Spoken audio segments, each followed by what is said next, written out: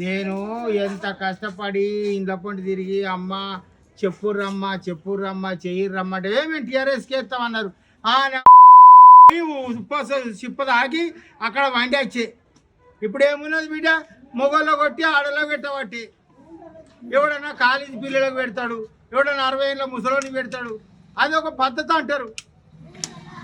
అట్లా కాదు బిడ్డ, 60 ఏళ్ళ ముసలోనికి 60 ఏళ్ళ ఆడదానికి పెట్టి కాలేజీ పొంగపోరాళ్ళకి ఆడిపోరాళ్ళకి విరిగి అద్దంటలేము, మేము ఇయ్యద్దు అంటలేము.